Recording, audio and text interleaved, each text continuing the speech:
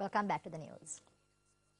The contract for the construction of the first phase of the railway line from Madhavachi to Thalaimana, which will be carried out with aid from India, was signed in Colombo today. Indian company Ercon India has been entrusted with the task of constructing the 43-kilometer stretch of rail track from Madhavachi to Madu under this phase of the project.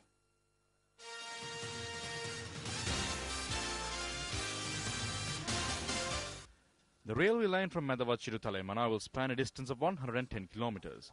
The first phase of construction, which is expected to commence in October this year, is scheduled to be completed in 30 months. Our railway lines are in a very poor condition. We have 1,200 kilometers without the northern part. Without the Kankasanture line, we have 1,200 kilometers. So we have to upgrade them to give a better service.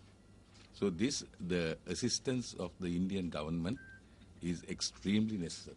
Indian High Commissioner to Sri Lanka, Ashok K. Kanta, who was present at the occasion, said that measures are also being taken to commence a ferry service between Sri Lanka and India for the transportation of goods.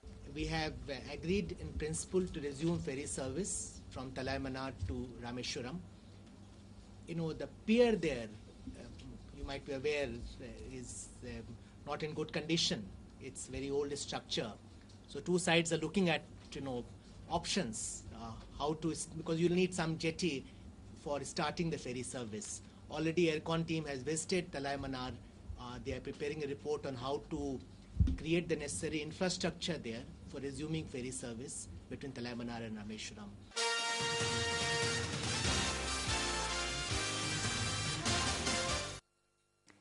A Sri Lankan delegation is currently in India for discussions relating to problems faced by fishermen belonging to both countries. According to South India's Sun TV, the delegation comprising of around 20 fisheries officials landed in India yesterday. Fishermen from Tamil Nadu and Sri Lanka have been encountering various problems while fishing along the country's borders recently. The main aim of the discussions between the two delegations is to resolve these problems. We are here to have cordial discussions with our Indian counterparts and to establish warm ties. Through this, we hope to take this trade forward.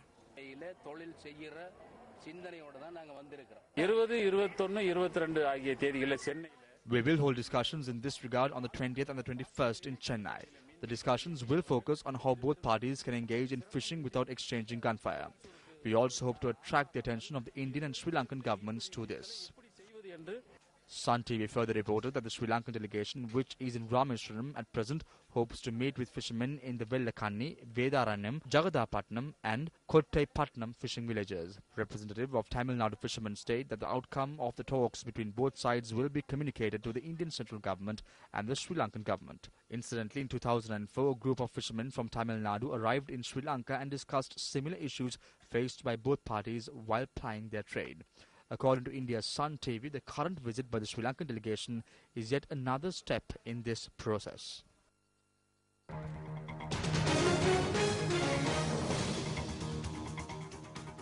Taking a look at our developing story for tonight, Canadian Public Safety Minister Vic Toes states that each Sri Lankan migrant who reached the shores of British Columbia over the weekend aboard the MV Sun Sea vessel paid around 50,000 Canadian dollars for the trip. According to the BBC, the minister had told the media that officials were now investigating whether Canadian residents had helped in any way to fund the voyage, which is a potential criminal offence.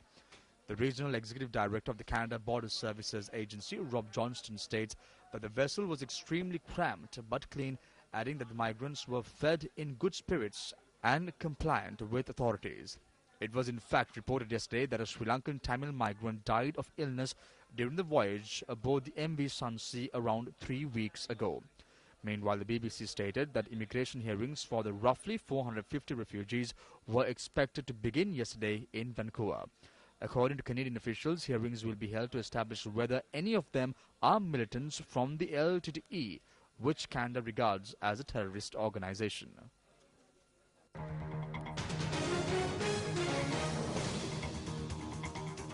The report filed by the Miriyana police against 3 suspects, including journalist Susil Kindalpitiya, was taken up today before the Colombo Additional Magistrate Prasanth Alves. However, the OIC of the Miriyana police was not present in court when the case was taken up for consideration. Thereby, notice was issued on the OIC of the Mirihana Police to appear before court on the 16th of September. The report filed by the Mirihana Police against the 3 suspects, including Kindalpitiya, states that in April this year, a pistol was found in the vehicle the suspects were travelling in, and also states that the suspects had abducted a young woman. When the case was taken up previously, the OIC of the Mirihana Police told the court that steps are being taken to obtain the Attorney General's advice with regard to filing charges against the suspects. The OIC had further stated that they require more time to determine whether cases will be filed against the suspects or not. Accordingly, the court ordered the OIC of the Mirihana Police to appear before court today. Attorney at law Subodhini David, Nista Gamage and Shanika Ranasinghe appeared on behalf of the suspects. Several UNP Western Provincial councillors convened a media briefing in Colombo today. During the briefing, the shortcomings of the council were highlighted.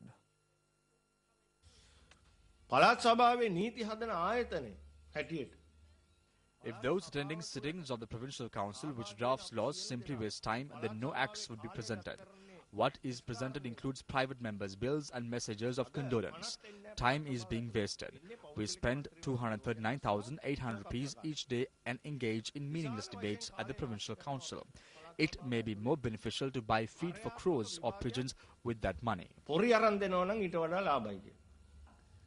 Around 42% of students who studied at the schools of the Western Province have failed last year's GCE ordinary level examination. It is sad to note that of this 42%, there are 3,711 students who have not passed a single subject. 8 schools have not received a single grade 1 application. There are 570 schools which have received less than 40 applications. This is not the fault of school teachers, parents or children. This is due to the failure of this provincial council to develop these schools.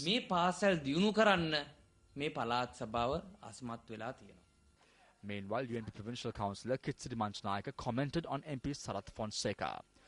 General Fonseca, when taking the verdict given against General Sarath Fonseca into consideration, the case can be seen as their own case, which was heard by them. General Fonseca.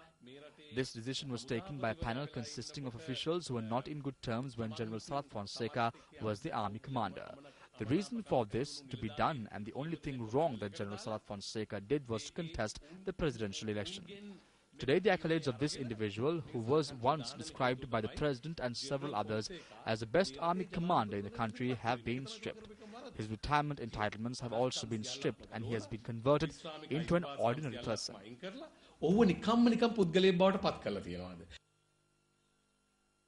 Inland Revenue officers say they face numerous problems when implementing certain provisions set out in the Income Tax Act in order to meet their revenue targets. The Joint Committee of the Trade Unions of the Inland Revenue Services expressed this view at a press briefing held this morning. The press briefing was held to discuss the assault on the head of the Mother Office of the Inland Revenue Department on the 10th of this month. At present, we have arrived at a decision for all trade unions to go on sick leave tomorrow and to refrain from carrying out field inspections. At the same time, we have informed the Deputy Commissioner at the Mother Office not to come forward to provide covering arrangements.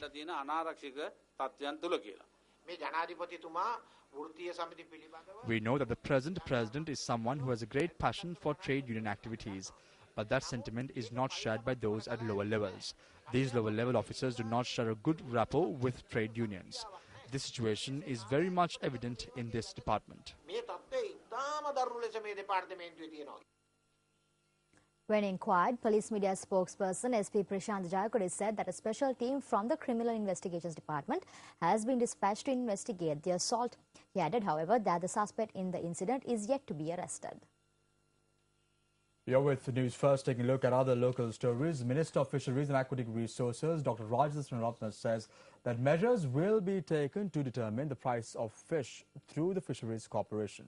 The minister expressed this view while addressing the inauguration ceremony of the Fisheries Development Promotional Program held in Colombo today.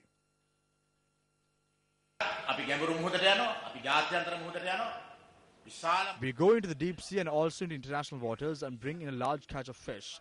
The Fisheries Ministry distributes only 20% of this catch. We hope to increase the number of outlets that belong to the Fisheries Corporation to 150.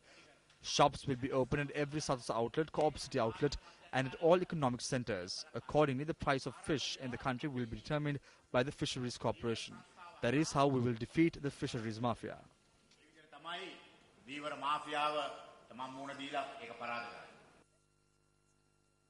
Well, it's time now for Action TV.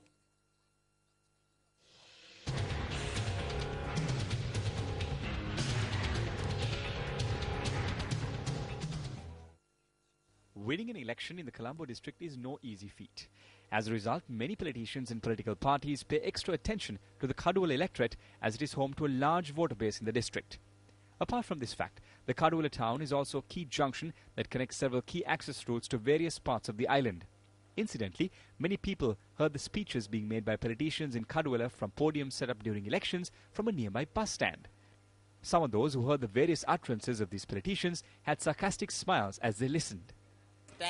The bus stand has been in a dilapidated state for the past 6 to 7 years. A mother and a child had a narrow shave recently.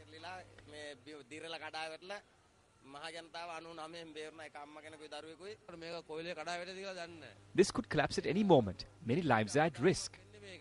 School children come here. When it rains, the whole place gets wet. We are afraid to wait here. That's not all. Patrons even have to witness unpleasant sights at the location. When it rains, this place is flooded. No one can pass through. There is no toilet or tap. If an individual needs to answer a call of nature, they will have to go behind a bus. Isn't it time for public representatives to fulfill the promises that were made to the people? Western Province Minister of Transport, this is over to you.